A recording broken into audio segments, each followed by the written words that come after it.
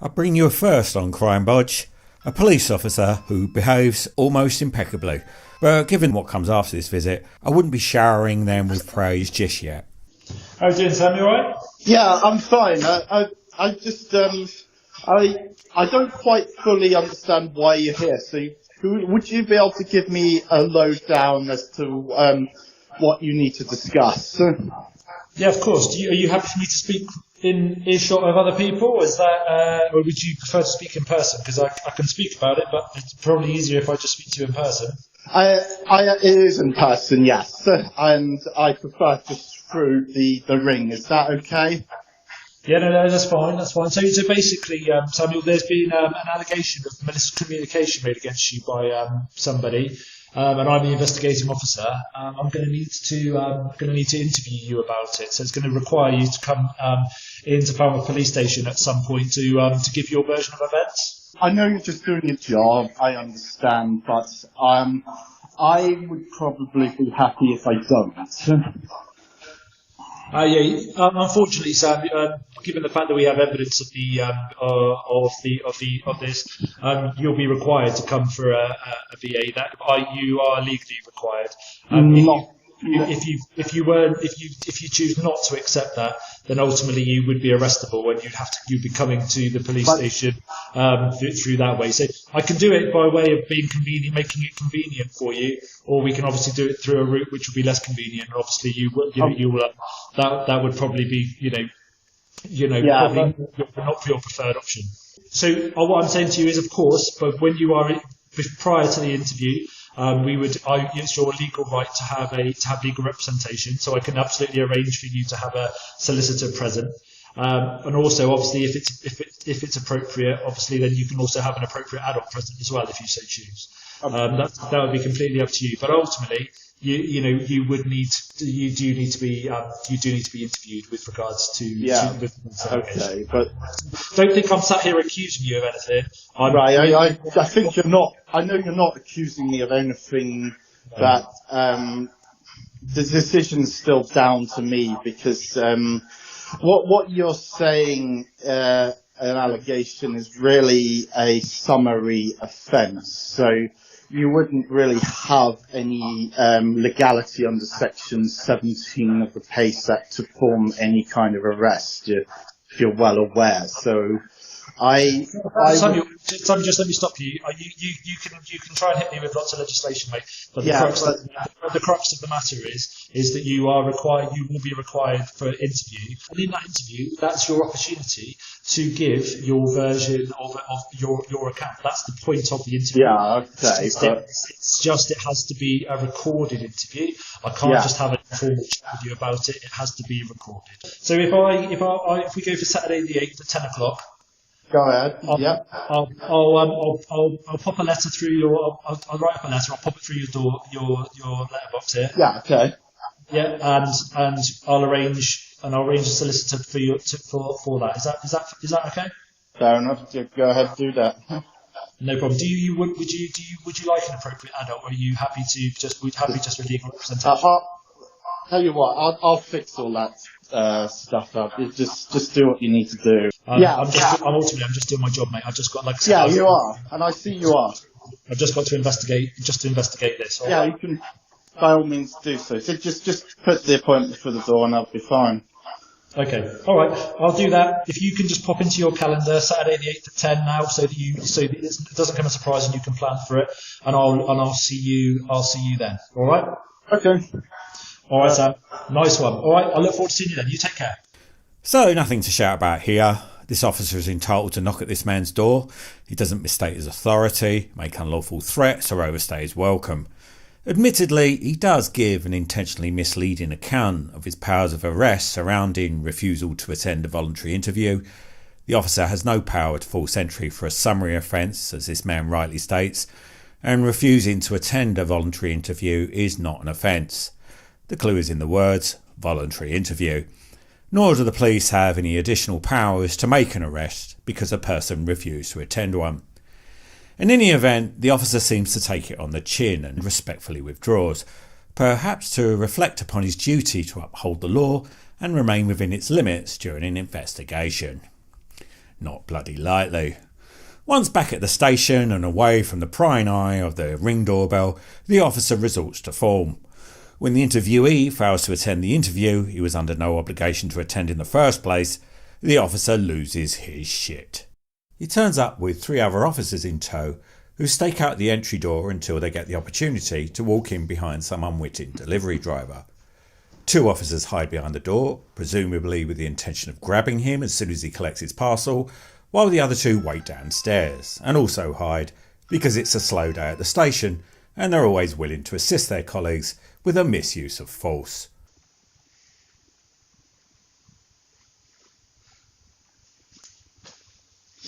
Can't answer the door right now, but if you'd like to leave a message, you can do it now.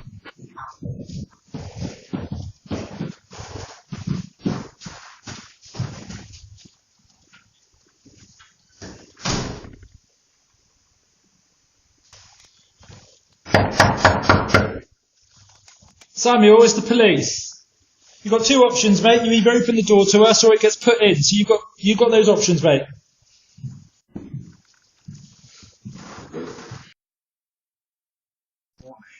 Yes, you did, Samuel. That's correct. I've been before. I've explained to you. You were invited to come to a VA interview with regards to offences that have been alleged against you, which was you declined to come to the police station to talk with me. My right. No, you misunderstand. So just listen closely to what he's got to say. I think, what do you need to do? Do you want to... So I'll explain it to you, mate. So this time you're under arrest with suspicion of malicious communications, alright? Right, okay. You do not say anything, but it may harm defence if you do not mention when questioned something you later rely on. Right, okay. Anything you do say may be given in evidence. Do you understand that? Okay, well, I do have it on my that's camera. fine. And we have it all on ours. Ours are recorded. Yeah, okay, so I will be wanting to sort of like obtain footage, you know. That's your right. That's fine. The time is now 12:53. Yeah, okay. All right. The reason for your arrest is for a prompt investigation, right, mate? Right. Just turn around, place your hand behind your back. You want it on the back. Well, as long as you're cooperative with us. Why not? We have to, as policy, I'm afraid. We have to pull them around the back, all right? Just for your safety and ours. So we spot this one above, like that, okay? Yeah, okay. Go that way, that's the easiest, and then that will be on with that. Okay? Do you have any idea who just... Samuel, just to be clear, you're happy you want your Aunt Norma to be your appropriate adult? She can be, it'd be better if she'd just be contacted. Of course we'll contact her, that's fine. Before I analyse all this, I want to make something clear. I have uploaded this video for one purpose, the same purpose I upload all videos, to highlight typical police abuses and compare them with the law. I am never fighting anyone's personal cause. I have no clue of the surrounding issues and whether or not this person has indeed sent a malicious communication. If he has, then like anyone else, he deserves to be punished, but within the law.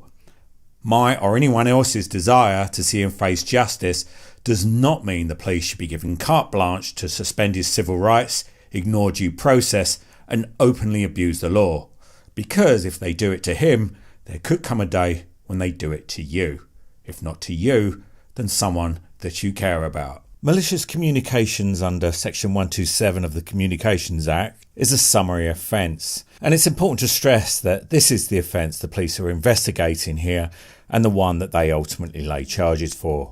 And like it or not, Parliament reserves the right to kick in doors and drag people from their homes only for the most egregious criminal offences, all of which are set out under Section 17 of PACE. Nor can a warrant be issued by the court to make entry for a summary offence. The only way police can enter your home under these circumstances is if you invite them in. If you are a right-thinking, civilised human being, an invitation into a person's home looks like this. Not a 4-man rugby scrum of testosterone threatening to smash your door in with a battering ram. An empty threat in most cases, because if they do go ahead and opt for the battering ram, it will greatly aggravate their liability for wrongful entry if they smash your door down, even further than the liability they already owe for threatening to use the ram in the first place. The battering ram can only be used by officers trained to use it. Only select police vehicles carry one, usually the armed response unit. Any officer attached to a call to make a false entry needs to know precisely why they are making that entry and to ensure they're acting within the law. They must also fill in the necessary use of false forms. This is usually enough of a disincentive to prevent the police from ordering up the battering ram. However, never underestimate the extent the police will go to enforce their egos above enforcing the law, and the willingness of their colleagues to entertain this. Even if you choose to open the door before they break it down, you are not consenting to their entry. You cannot consent to something that is made under threat of force. However, if you aren't recording your interaction, then it will always be your word against theirs, despite the fact that, as a matter of policy, officers must always record false entry on their body-worn videos. But police officers are very forgetful, and if they aren't forgetting to record it, they're forgetting that person's right to request it, and you may have a fight on your hands to get a copy of the video from them. When demanding entry to make an arrest, the police must specify, where practicable, the offence in question.